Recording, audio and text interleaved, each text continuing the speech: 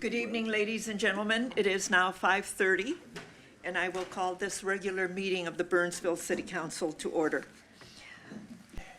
We start our meetings with a moment of silence, followed by the Pledge of Allegiance, and we invite you to join us.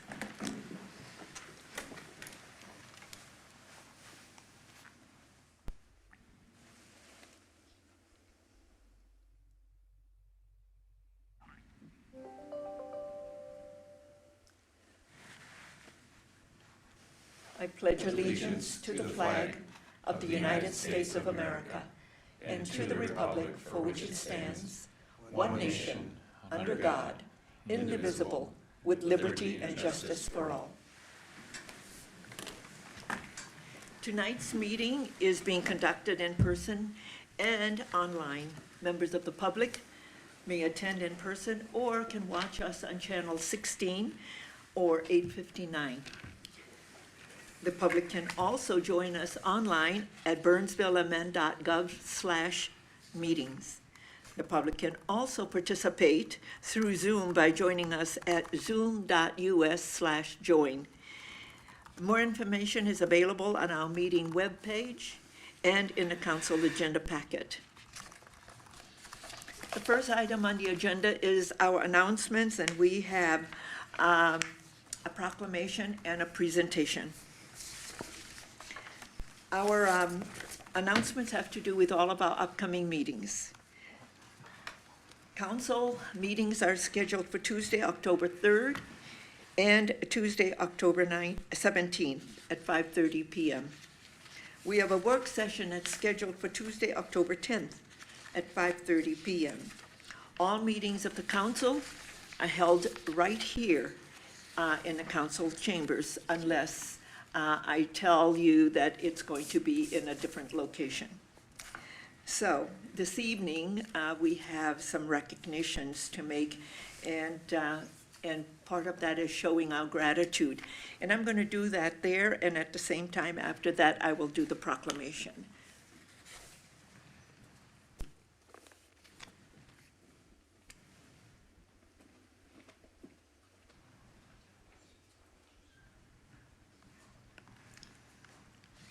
Members of the council, staff, and members of our community, it is our great pleasure to welcome our legislators. We have legislators, two of them who are here. Others have been invited, but due to conflicts, they are not able to be with us. But I would want to identify who they are, who represent Burnsville, and what good government is about. When we partner, we collaborate, and we do good things for our community. So, Senator Carlson, would you come forward, please? And Representative Ryer, please come forward. We also have Senator Lindsay Port. She's unable to be with us this evening. She has conflict with her children. And also Representative Kayla Berg and Representative Jess Hansen are not able to be here as well. Tonight is about expressing our deep gratitude for the work that you've done for us. This last legislative session, you worked hard, not only in the front of the committees, but also behind the scenes to help us get the bond for Highway 13 and Nicollet. It's a big project, and we needed all of us to work together. And we're grateful for the work that each and every one of you did. I was honored to testify beside all of you, both in the House and in the Senate, for the Capital Investment Committee hearings. And so on behalf of the City Council and our staff and our shared constituents, please know how grateful we are for all that you've done for us. And we want our community to understand what good government looks like. When we partner, we collaborate, and we do what we say we're going to do. And so It is with deep appreciation and gratitude that we thank you for all that you've done for us. We look forward to continue working with you as we look to the next legislative session. We have a lot of work to do. As you both know, we have about a 27 million gap for the 13 and Nicollet intersection. And we're going to need your help. So thank you so much for being with us, taking the time to come, and we appreciate your presence today, this evening. We'd like to take a picture with you. That's what we do here in Burnsville, is that people who come before us, and then we take photos. So if you can come to the front, and we'll have a photo. And, so thank you so much. No. We'll put you in. Everybody? Okay. Three. 1, 2, 3. And one more for the camera.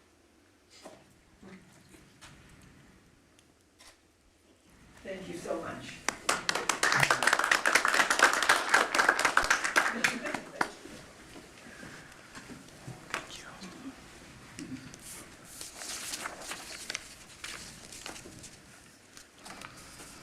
Members of the council, we have one proclamation, and that is World Alzheimer's Day Proclamation.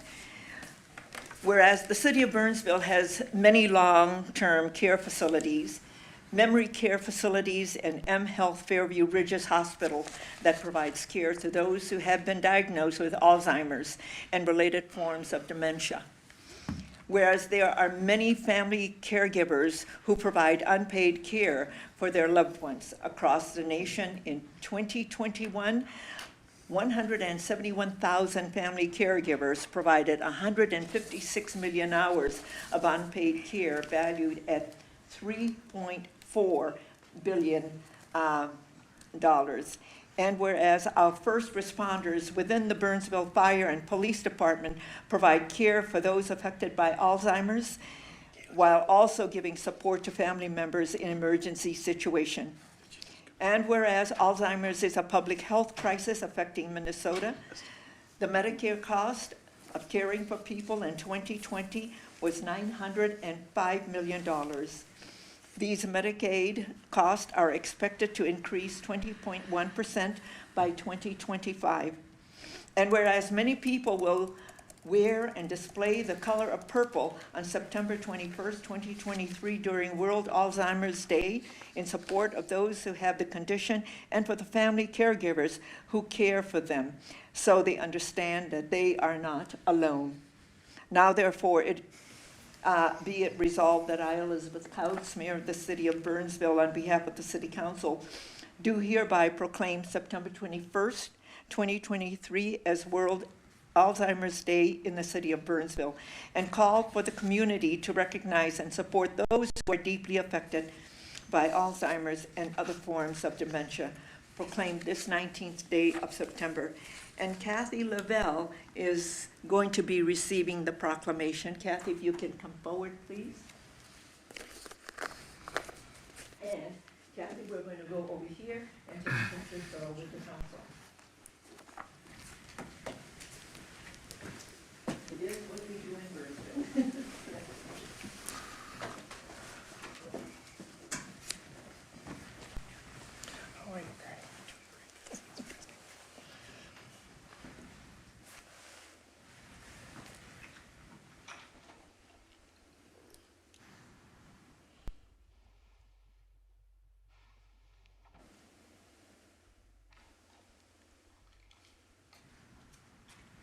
One more with the big camera.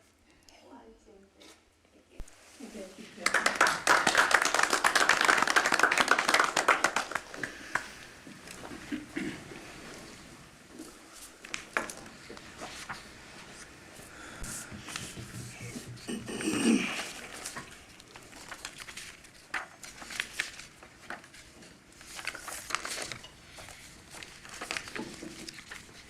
The next item on the agenda is citizens' comments. This is the opportunity for anyone in the audience to address the council on an item that is not on the printed agenda and not an application form that will be coming before us at a future date. Is there anyone in the audience who wishes to address the council? Anyone in the audience? Mrs. Collins, anyone online? One online, Mayor. Okay, we will then move on. The next item is additions to the final agenda, and this is for emergency items only. City Manager Lindberg, are there any additions to the final agenda? Madam Mayor, I do have an addition to the final agenda this evening. Staff would request that the council consider a resolution regarding our school resource officer program. That information is at the dais in front of you. It's also been published online and available in chambers. Thank you. May I have a motion, please, to add the resolution for the school resource officer program to the regular agenda and positioned on item 5E? So moved. There's a motion and there's a motion and a second. I think it was both at the same time I saw Councilmember Schultz and Councilmember Workman. Eric can have it. So, Can we replay that? okay. There's a motion and a second. Is all in favor, please say aye. Aye. Aye. Opposed, say nay, and the motion carries. We will have this item on the regular agenda as 5E. Members of the council, do you have an emergency item to come before us? Okay, thank you. We will then move on to the consent agenda. The consent agenda is a group of items that's considered to be routine and will be enacted by one motion. However, an item on a consent agenda can be removed for a separate discussion and vote. Is there anyone in the audience who wishes an item on a consent agenda to be removed for a separate discussion and vote? Mrs. Collins? No one online, Mayor. City Manager Lindberg? Nothing from staff, Mayor. Members of the council? May I have a motion to adopt the consent agenda, please? So moved. There's a motion Second. and a second. All in favor, please say aye. Aye. Opposed, say nay, and the motion carries. Thank you so much. We now move on to the regular agenda. And the first item on the regular agenda is a public hearing. This is to approve a reseller's license for Golden Heart LLC doing business as Golden Heart Gold and Silver, 1505 South Cross Drive, West. Mrs. Collins, City Clerk, is presenting this evening. Mrs. Collins. Thank you, Madam Mayor. We did get the application for a reseller's license at 1505 South Cross Drive for Golden Heart Gold and Silver. The Burnsville Police Department has conducted a background investigation on the principals involved and found no reason to deny the application. City code requires a public hearing for all new reseller applications. I stand for any questions. Any questions for Mrs. Collins? Thank you. This is a public hearing. Is there anyone in the audience who wishes to speak to this item? Anyone who wishes to speak to this item? Mrs. Collins, anyone online? No one online, Mayor. Okay, thank you. I will now close the public hearing. Members of the council, your pleasure. Motion to approve. Second. There's a motion and a second. All in favor, please say aye. Aye. Opposed, say nay. And the motion carries. Thank you. The next item is item 5B, and this is a resolution establishing the proposed budget, the 2024 proposed tax levy, and authorizing the cancellation of certain deferred tax levies. Presenting this evening is our Deputy City Manager, CFO, Mrs. Jennifer Rohde. Mrs. Rohde. Good evening, Madam Mayor, council members. We're here tonight to review the proposed budget and tax levy. I'll start out with reviewing a calendar of what we've looked at this year. There have been a number of meetings where we've discussed the budget. Starting out in March, we reviewed the financial management plan and started our planning, and departments started their budgeting for the year. I'll highlight July 18th. We discussed the 2024 through 2028 capital improvement plan and those related capital projects funds as well. In August, We reviewed operations, really general fund operations and a number of operating funds, as well as the proposed tax levy. And last week on September 12th, we focused on fees and charges and utility fees and utility funds. So we've had a number of discussions leading up to this tonight. As I go forward, I do want to point out that we do have a budget landing page or a budget portal, and that all of the PowerPoints from previous budget discussions are available on that portal, as well as the meeting links to the meetings. So I did want to point out, it's at burnsvillemn.gov/budget. As we go forward, we'll review a number of things that we've discussed in previous meetings. Our 2024 plan really we followed the plan from the non-binding levy resolution, and that called for a 7.63% tax increase. That plan works. As we've reviewed information, the preliminary tax rate remains stable. It actually goes down a little bit with this proposal. It goes from 42.37 to 42.27. The impact to a median value home with this tax increase is about $4 a month. And, you know, as we looked and reviewed our budgets going forward, really we had a lot of dynamic and unpredictable things that impacted the budget this year, and especially inflationary pressures, as well as just supply chain issues, and really that has impacted our ability to order things, as well as to pay for things or to plan for those costs, because costs have been rising at about 8 or 9%. As we prepared the CIP and the rest of the budget, we realized there's some additional information that we need in order to plan for future long-term and short-term budgets. As we looked at the CIP plan, we've identified a number of plans: a pavement management plan, parks plan, a municipal facilities inventory, a water treatment plan, master plan, as well as looking at those the infrastructure related to water and sewer, a fleet study, and an IT master plan.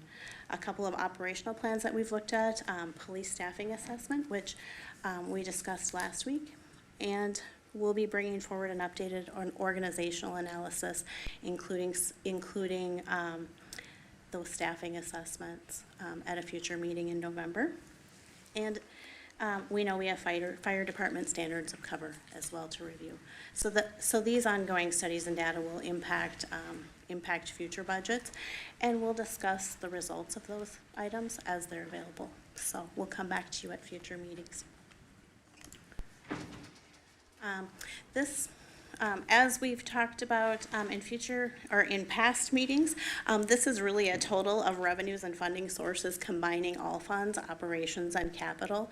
It really it combines everything we've looked at over the past couple of months.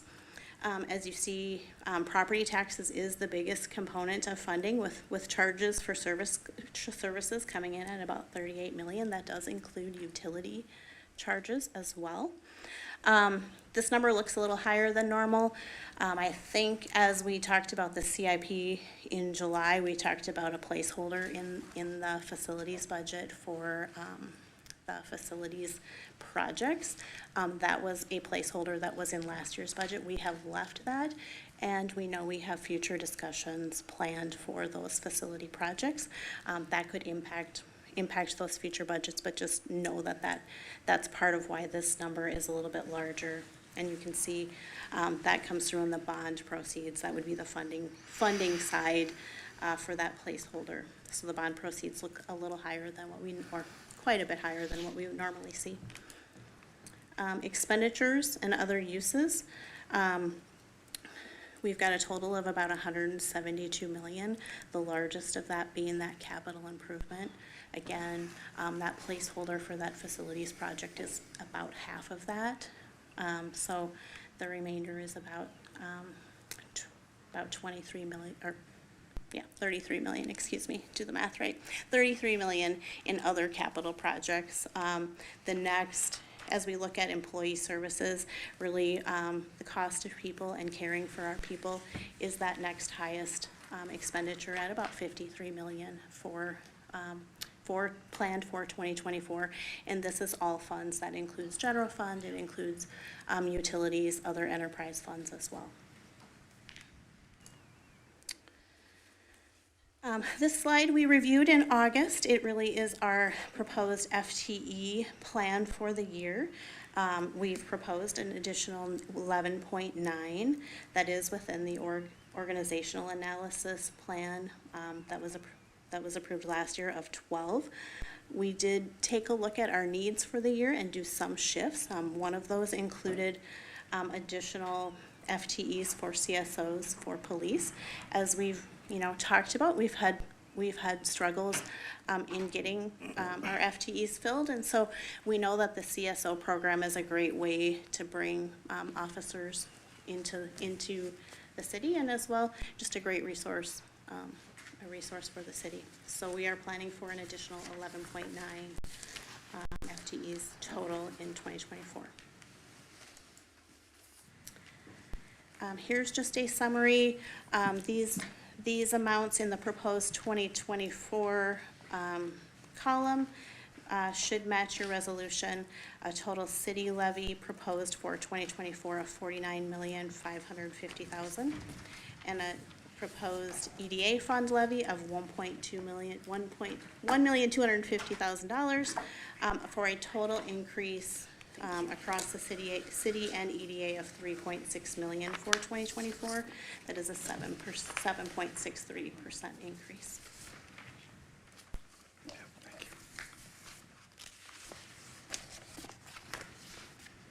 Just to review, our taxable market value for the year did increase about 6.5%.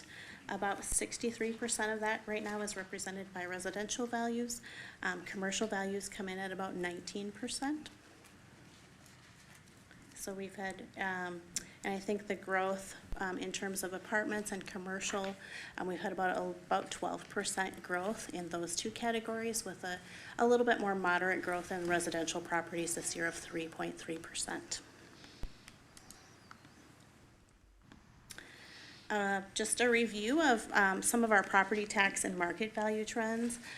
As we look at property tax increases, what our city tax rate is, our city tax rate is actually a little lower than what it was in 2020, almost 1% lower. And our market value has really grown quite a bit over that time, from 7.3 billion to almost 9.7 billion. So we've had some good growth and good healthy growth in the last year of about 6.5%. And the rate stayed almost the same, It did. or it dropped a little. Just dropped a little, yep. Yeah. And our median value home right now is about $352,000. So tonight before you, we have 3 different resolutions, and I'll just kind of run through the process as we do every year. The first resolution for you to consider is the proposed 2024 city property tax levy certification. Following the action on that, we will recess the city meeting and convene the EDA meeting. There will be a resolution to consider for the proposed 2024 EDA tax levy certification. Once the action is taken on that, we will recess and reconvene the city council meeting, where the city council will consent to the proposed 2024 EDA levy. So that's kind of the sequence of events. With that, my presentation is concluded, and I stand for any questions. Any questions for Mrs. Rhodey, Deputy? Madam Yeah, Mayor, yeah. that we haven't asked in the previous 12 meetings that we've had already about You can this even subject. repeat. If there's something that just floated to the top. Okay. Before we vote on the resolution before us, members of the council, I just want, because of the schedule under Section 3, identifies when we hold the adoption of the final budget and levy, which is identified in Section 3 as December 5th.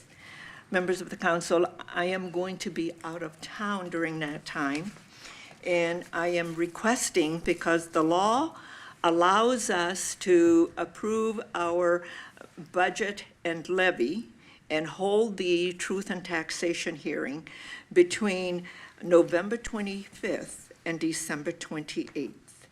And I spoke with Councilmember Schultz. She returns from her trip on Sunday, the 26th of November.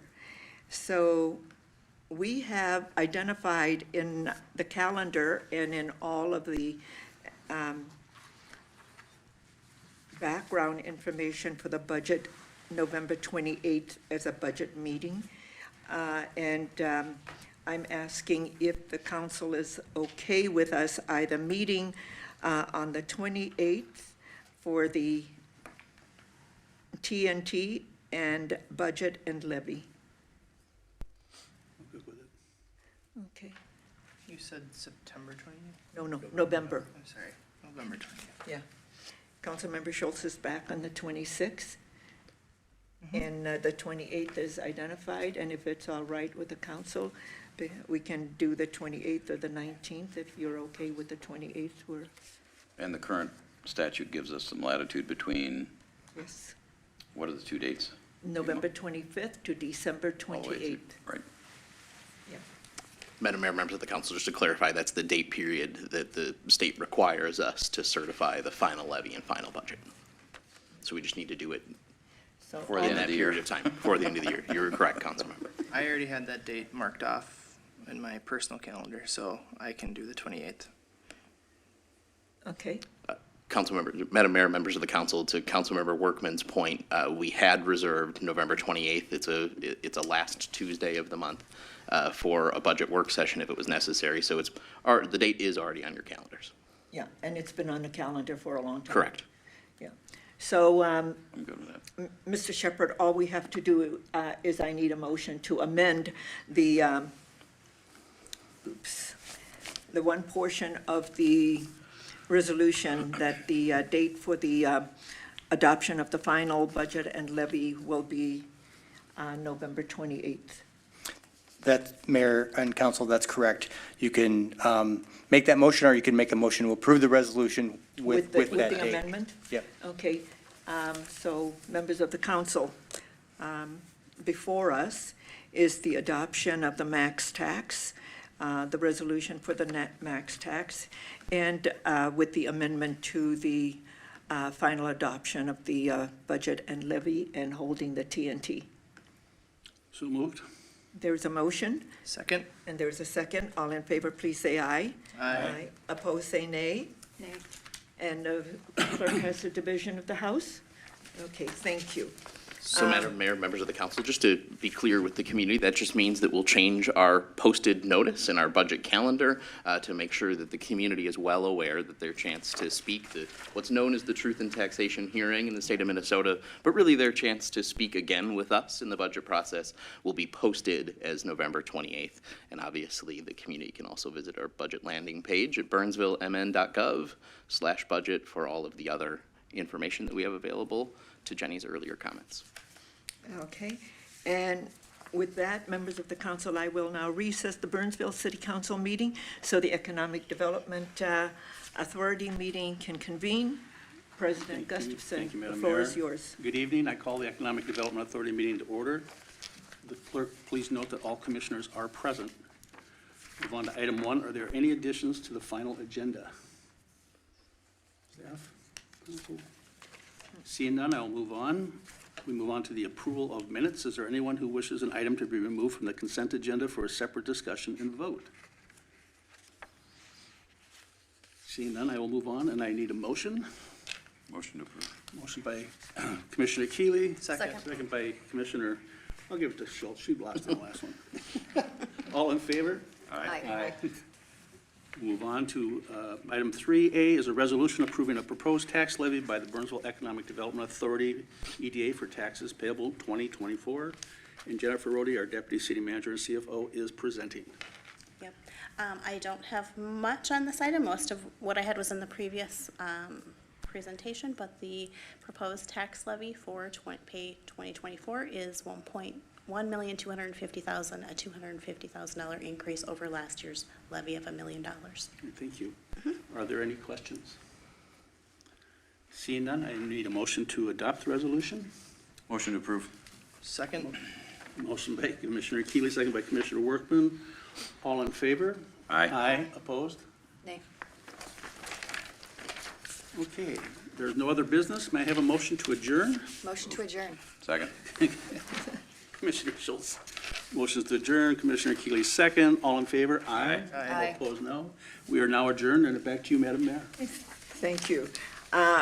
I will now reconvene the Burnsville City Council meeting, and we are on item 4D, and this is a resolution approving a proposed tax levy by the Economic Development Authority for taxes payable 2024, and the action of the City Council is to ratify the actions of the Burnsville Economic Development Authority. Mrs. Rhodey, I don't think you have anything else to add. Don't think so. Nope. Yeah, members of the council, I need a motion to ratify and adopt the resolution before us. Move to approve. Second. There's a motion and a second. All in favor, please say aye. Aye. Aye. Opposed, say nay, and the motion carries. Okay, and now we move on to item 5E. And number 5E is the School Resource Officer Program. Presenting is our City Manager, Greg Lindberg, and our Chief of Police, Tanya Schwartz. Mr. Lindberg. Madam Mayor, members of the council, thank you for your consideration of this item this evening. It's not lost on me that it is not common that we make additions to the final agenda, but this is a timely issue for your discussion and consideration. I will note just one thing before I introduce the topic, and Tanya, there was an administrative error made in the original draft of the background materials that were put in front of you and published online. Since we have adjusted that, so you'll notice that the policy consideration section that was part of the first background packet was removed. I made a mistake and didn't catch it before we got it in front of you. So the hard copies in chambers tonight, as well as online, have been updated and corrected to reflect accurately what we're asking. Before you tonight is a resolution regarding our School Resource Officer Program. And before I introduce Chief Schwartz, just a reminder again that the copies of this item are both available here in chambers and online for the public as a matter of transparency, as is our pattern. Tonight, we're seeking council support and affirmation for a pause that we've communicated by a letter from Chief Schwartz to School District 191 on August 30th. The resolution before you tonight simply memorializes our operational decision that staff has communicated with our school district partners over the course of the past several weeks. As we pause the deployment of our school resource officers at Burnsville High School, as you know, we're shifting from an on-site to an on-patrol model of service, including providing under our jurisdiction police officers for things like school events, athletic events, at no cost to the school district. We remain steadfast in our commitment to partnership with the school district and our desire to return school resource officers to Burnsville High School with the needed legislative clarity that we've communicated to ensure both public safety and the well-being of our officers.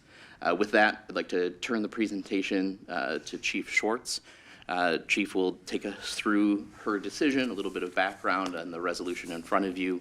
Again, that just simply affirms the path that we've taken as we continue to work with our partners at the school district. Chief? Thank you. Thank you. Welcome, Chief. Thank you, Madam Mayor. Thank you, City Manager Lindberg, Madam Mayor, members of the council.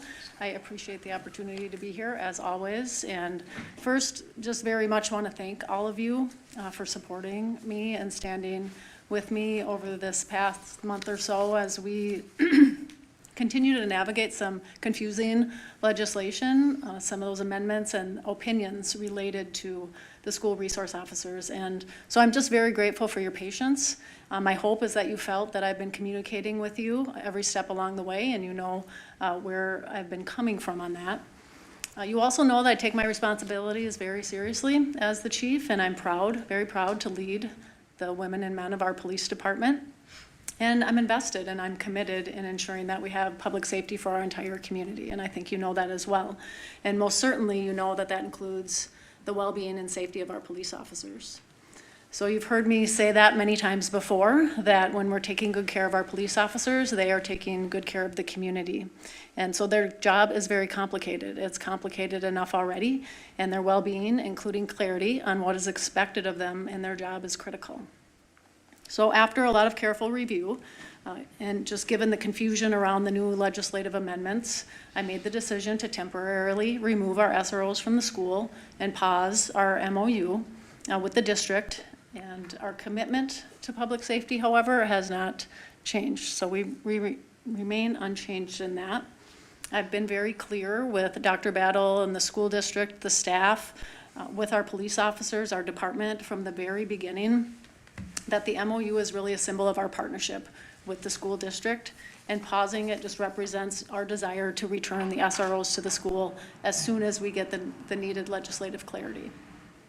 So the recent amendments created two standards of employing force for our SROs and our police officers, and the likelihood of, sorry.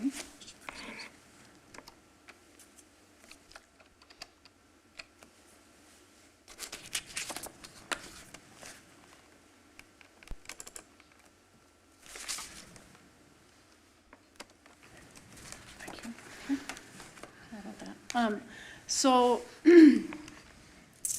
again, so there's two standards of force that, you know, we're looking at there. So really the likelihood of employing force to resolve physical altercations is low when we think about that. But when a situation like that occurs, such as preventing one student from attacking another, the situations can be really dynamic. They can evolve rapidly. And so our SROs need to have, they need to make split-second decisions, so they have to be able to intervene. They have to be able to de-escalate situations so that they can keep all of the students and staff safe. And when we think about the SROs, they do so much more than just employing force or keeping the school safe and secure. They are really about having that positive role model person or people in a school, looking at developing relationships with students and staff and families. And so our SROs are very involved. They've partnered with the school district, our behavioral health unit, and, you know, have gone out and checked even throughout the summertime on our students, and, you know, to just keep in contact with them during COVID lockdowns and just this past summer to kind of just continue the check-in. So they go beyond, you know, just working with our students and our families during the school year. So that relationship is very important to us, and they really make those positive connections to help build up our community. So it's important. So the lack of clarity regarding the use of force really threatens the safety of the students, the teachers, the staff, the community, and our police officers. So there's a lot to consider there, and there is room for public safety voices to be heard in this discussion. And as we think about getting clarity in the the needed legislation that we want to have, we have to have public safety at the table to have our input heard, at least an opportunity to be heard. So in the meantime, as City Manager Lindberg mentioned, and as you see here, you know, we are steadfast in our partnership, right, and our commitment to do what we say we will do. We want the school resource officers to return to the Burnsville High School, and we need that legislative clarity for public safety and the well-being and safety of our police officers. So with that, I will stand for questions or turn it back over to City Manager Lindberg. Thank you. Okay. Thank you, Chief. It's great that our voice is heard. The school district had sent out their information, and it's good for the first time our community is hearing from you. So thank you for that. I have Councilmember Workman in queue here, and Councilmember Workman. Thank you, Chief, for that overview. I don't have any questions. I usually don't make prepared statements, but I thought this issue was important enough that I just put a few words together. As a parent with children in the district, this struck a personal chord with me, and so here I go. Chief Schwartz was promoted to her current position about the same time I was elected to council, and since that time, I have watched her lead with dignity, grace, compassion, empathy, and care for our police department and our community. I trust Chief Schwartz like family because she has proven time and time again to be a leader who cares for our community. When the rumblings were beginning regarding the decision to pull SROs from our school, Chief Schwartz notified council immediately that she would be monitoring the situation and keeping us updated on any major movements along the way. When it seemed like there was going to be no progress made in St. Paul to make any revisions to the current law, I told Chief Schwartz that I would stand by and support her decision even if it meant pulling officers out of the high school. When Chief Schwartz made this decision, she had the full support of this council because each of us knows that her convictions lie in our people in the department and in the community, and she will do whatever it takes to keep us shielded from harm. I am disappointed that the politics in St. Paul has shown its face in these chambers once again. Each of us understands the nonpartisan role that we play, and each of us takes it very seriously, which seems to be a rarity in municipal governments across the country these days. I'm disappointed that our elected officials in St. Paul made unilateral decisions that impact our community and our children without bringing anyone from the law enforcement community to the table to help mold this policy. I'm disappointed that our elected officials in St. Paul have put potential wedge between this council and our school district as we work together to figure this out. And lastly, I'm disappointed that when the outcry from leaders in the law enforcement community asked for clarity and reconsideration of this law, 44 elected officials in St. Paul, including our own Senator Port and Representatives Berg and Hansen, doubled down and said that this uncertainty and lack of clarity was the ultimate goal, and confirmed that they are happy with the decision to pass a law that puts our community and our children at higher risk in our schools, with zero input from those who are tasked with protecting them. My hope is that we will see SROs back in our high schools again soon, and we will continue our relationship with ISD 191 into the future. I have no intention of nullifying the agreement with the school district now or any time in the future, and I hope we will get the clarity we need to send our officers back into the high school without fear they will be prosecuted criminally or civilly for doing the job they are trained to do. Thank you. Thank you. Councilmember Keeley? I did not raise my hand. Okay. Anyone else? Councilmember Gustafson? I think it's important for our residents to know that we're not abandoning the school. Absolutely. In fact, we're increasing patrols. We're, as you stated earlier, we will be at the events. We'll make sure that our students are safe at all times. I know our SROs are still doing some work with families now, even though we're at a pause at this time. So if anything else, I think we're increasing some of the things we can do for the school district right at the moment, and I do hope we can get by this and resolve this going in the future. And the last part is because, as our city manager said, and we are not charging the school district for this. While we go through this period, we will eat the cost of this at the city to ensure that our students are kept safe. And I think that's important for our residents to understand that. It is. And one of the things that is mentioned over and over again is our commitment to strong partnership. And thank you, Chief, and thank you, City Manager Lindberg, because that's important. And our integrity in the things that we do. We say what we're going to do, and we do what we say. And so I thank you, Chief, for very quickly, once it was discovered that this law was promulgated, and the effects to our police officers, as well as our students, our faculty, and the administrators at the high school, that very quickly you and our staff worked diligently to find a solution.